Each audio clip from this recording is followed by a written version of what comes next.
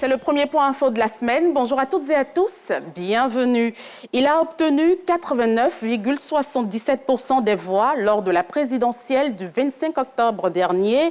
Le président Alassane Ouattara, réélu, va prêter serment ce lundi 8 décembre. Plusieurs chefs d'État participeront à la cérémonie. Hier après-midi, le vice-président Tiemoko Meïlie Koné était à l'aéroport Félix Houphouët-Boigny pour les accueillir. Un résumé avec Franck Kouadio. L'aéroport Félix Houphouët-Boigny aux couleurs de l'Afrique ce dimanche. Ils sont plusieurs chefs d'État invités spéciaux à l'investiture du président de la République Alassane Ouattara ce lundi 8 décembre. Premier arrivé, le président sénégalais Bassirou Diomaye Faye à 12h34. Il est accueilli au pied de l'avion par le vice-président Tiemoko Meïlie Koné représentant le chef de l'État Alassane Ouattara. Traditionnelle cérémonie d'Akwaba et entretien dans la salle d'honneur du pavillon présidentiel. Accueil chaleureux aussi réservé au chef d'État gabonais, Brice Oligui Nguema, qui n'a pas manqué de saluer une délégation de chefs à Tchan avant son départ. C'est à 16h45 que le président de la République de la Mauritanie, Mohamed Ould Al Ghazouani, a été accueilli cette fois par le Premier ministre Robert Begré-Mambé, qui avait avec lui plusieurs membres du gouvernement et plusieurs membres de la représentation diplomatique de ce pays en Côte d'Ivoire. À la suite du président de la Mauritanie, le président du Congo-Brazzaville, Denis Sassou Nguesso, et son homologue de Djibouti, Ismaël Omar Guelleh, ont aussi été reçus par leurs hôtes ivoiriens qui avaient à leur tête le chef du gouvernement, Robert Begré-Mambé. Et l'arrivée des chefs d'État venus participer à la cérémonie d'investiture du président Alassane Ouattara s'est poursuivie jusque dans la nuit. Le président sierra-léonais, président en exercice de la CEDEAO, Julius Maada Bio, a été accueilli par Robert Begré-Mambé. Le chef du gouvernement a aussi reçu le vice-président du Nigeria, Kashim Shettima. Troisième homme d'État reçu par le Premier ministre, le président libérien Joseph Boakai. Des arrivées de présidents qui se poursuivront sont attendus ce lundi. Le président ghanéen John Dramani Mahama et le président en exercice de l'Union africaine, l'Angolais Joao Lourenço. Alors qu'il sera investi dans quelques heures, le président Alassane Ouattara porte une vision pour le quinquennat 2025-2030, celle d'une grande Côte d'Ivoire qui garantit l'intégrité de son territoire, la protection des populations et des institutions. Une Côte d'Ivoire capable de résister aux menaces sécuritaires modernes et traditionnelles. Une Côte d'Ivoire apte à soutenir une croissance économique résiliente et inclusive. Alexis Ouedraogo. Le monde connaît actuellement le plus grand nombre de conflits étatiques depuis la fin de la Seconde Guerre mondiale. En 2025, plus de 59 conflits ont été activés, offrant des brèches au terrorisme, à la cybercriminalité et aux menaces hybrides. Pour le quinquennat 2025-2030, le président de la République, chef suprême des armées, à travers sa vision d'une grande Côte d'Ivoire, s'engage pour sa population. Son pilier paix, sécurité et stabilité veut renforcer les efforts engagés pour la sécurité nationale, intensifier les actions coordonnées préventives et dissuasives pour garantir l'intégrité du territoire. À l'instar du Burkina Faso, du Mali, du Niger, du Bénin, du Togo et du Ghana, les pays du Golfe de Guinée tentent d'endiguer la propagation du djihadisme dans le Sahel. La Côte d'Ivoire, qui partage une frontière de près de 600 km avec le Burkina Faso, se bat pour la stabilité de cette zone. Face à la menace, le pays déploie la coopération régionale et internationale. En dehors de l'accord de coopération militaire et de partage de renseignements signé en 2017 avec le Bénin, le Ghana et le Togo, le pays bénéficie d'appui de la France, des États-Unis, du Maroc, de la Chine, d'Israël ou encore de l'Inde. Et ce, à travers plusieurs initiatives, dont l'Académie internationale de lutte contre le terrorisme. Au cœur de ces échanges, les questions de paix et sécurité, des actions portées sur la lutte contre le blanchiment d'argent, la criminalité organisée et le terrorisme. La stratégie de défense ne se limite pas seulement à la force militaire. Elle intègre le renforcement du dialogue avec les populations, les actions civilo-militaires, l'implication accrue des rois et chefs traditionnels, ainsi que de la société civile dans le contrôle démocratique du secteur de la sécurité. Pour une armée plus forte, professionnelle et républicaine, l'éthique et la discipline sont dynamisées au sein des corps. La capacité des forces optimisée. Et parce que leur engagement est le terreau de nos espérances, le bien-être du personnel militaire et celui de leur famille sont marqués comme des priorités.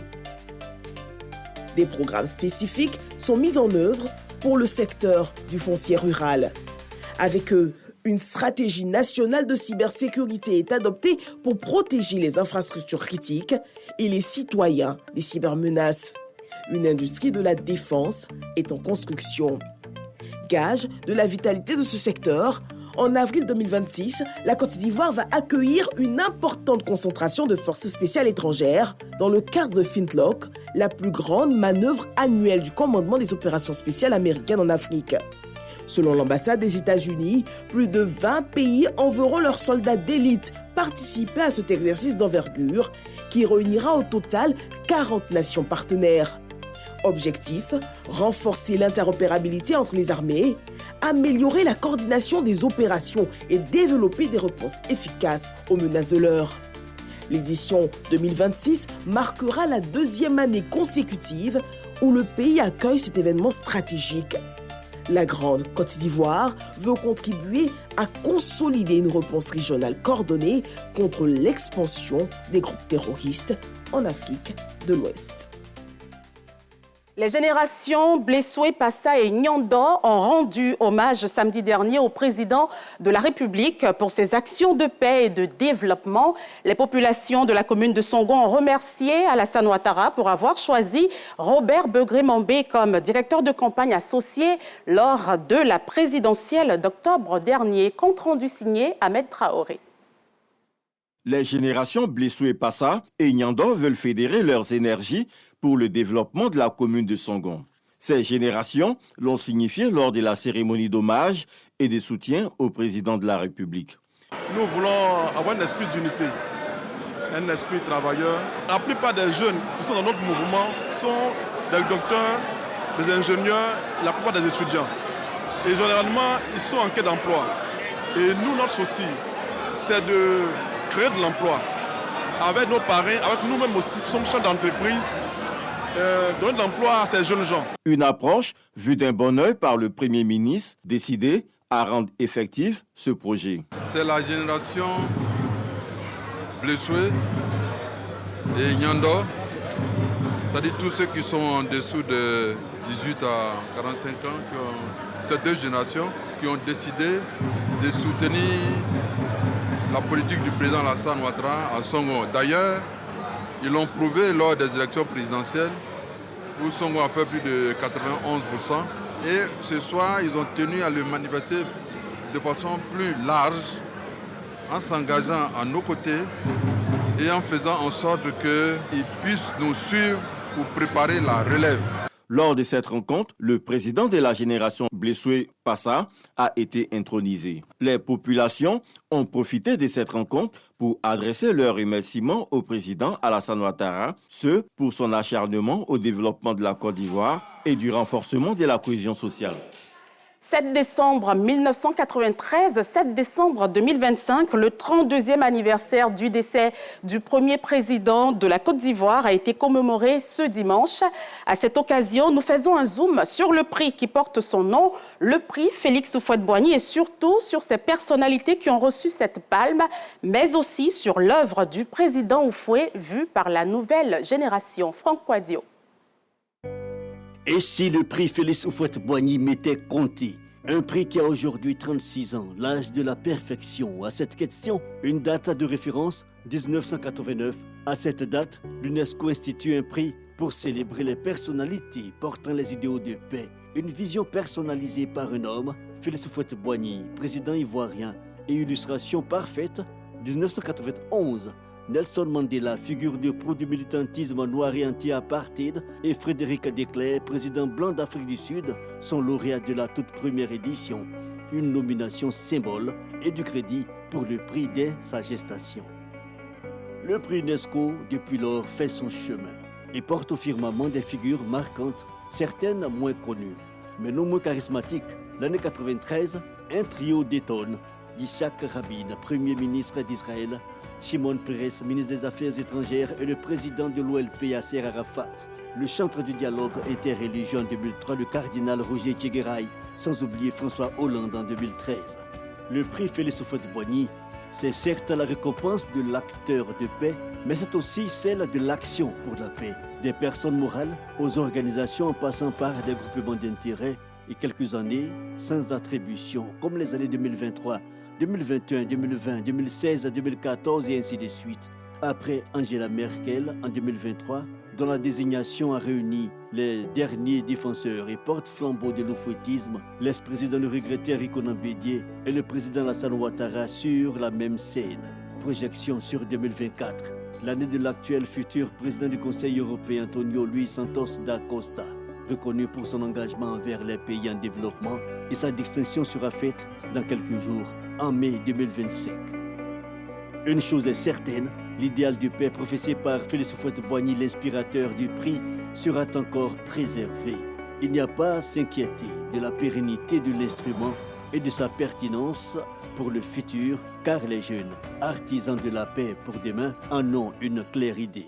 La culture de la paix, qui sont des valeurs importantes pour nous, futurs étudiants et futurs travailleurs, futurs cadres du pays.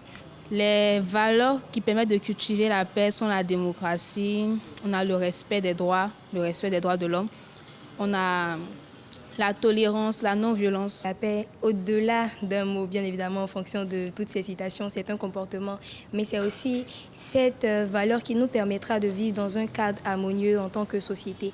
La jeunesse qui interroge à l'œuvre de Félix Houphouët-Boigny et espère tracer ses pas dans les sillons des éminences déjà distinguées, comme l'espère Michel Kamdessu, vice-président du jury du prix Félix Houphouët-Boigny et ancien directeur du FMI. Et dans la paix, la Côte d'Ivoire et le Burkina Faso relancent le dialogue bilatéral. Adama Dosso, ministre délégué auprès du ministre des Affaires étrangères chargé de l'intégration africaine, a effectué récemment une visite de travail à Ouagadougou. Cette démarche diplomatique vise à rétablir un climat de confiance entre les deux États. Parlons à présent d'énergie en marge du sommet régional sur le développement du gaz. Le vice-président de la Banque mondiale et les ministres en charge de l'énergie du Togo et du Bénin ont effectué une visite à la centrale thermique de Vridi, une visite qui permet aux hôtes de la Côte d'Ivoire de s'imprégner du modèle ivoirien. Roxane Ambaché, Jean-Marc Djadji. Le vice-président de la Banque mondiale et les ministres en charge de l'énergie des pays sont en incursion en Côte d'Ivoire. Cette délégation de haut niveau visite la centrale thermique de la compagnie ivoirienne de production d'électricité Cyprel. Objectif, s'imprégner du modèle ivoirien, notamment dans la production d'électricité à partir du gaz naturel. Avec une moyenne ces dernières années proche de 6% de croissance par an. La Banque mondiale, en termes de perspective, reste engagée à travailler pour la Côte d'Ivoire. Je voudrais féliciter la direction générale de Cyprel, féliciter le gouvernement de la Côte d'Ivoire pour sa vision et pour ce partenariat. Cette visite rentre également dans le cadre du partenariat entre la Banque mondiale et l'État de Côte d'Ivoire pour un renforcement de la productivité énergétique. Cyprel représente dans notre secteur énergétique le modèle ou le symbole de ce qu'il y a de mieux, de ce qu'on peut faire de mieux, et aussi de la preuve de ce que la volonté de l'État combinée au dynamisme du secteur privé, au soutien des partenaires financiers pour produire dans un pays au bénéfice des populations. À quelques heures du sommet régional sur le développement du gaz, cette immersion technique ouvre la voie à un dialogue renforcé entre la Côte d'Ivoire, le Bénin et le Togo, avec pour ambition commune de bâtir un système énergétique modernisé, durable et accessible. Et pour terminer au Nigeria, c'est une nouvelle réconfortante. 100 élèves de l'école catholique St. Mary's dans l'État du Niger, enlevés le 21 novembre dernier par des hommes armés non identifiés, ont été libérés. Annonce faite dimanche par une source onusienne et la présidence nigériane, sans préciser dans quelles circonstances. Les enfants vont être remis ce lundi à des responsables du gouvernement local. C'est ainsi que se termine ce 6h30. Merci de l'avoir suivi. Je vous retrouve demain, toujours à 6h30. Agréable début de semaine. Matin Bonheur se poursuit avec Thierry Angeval.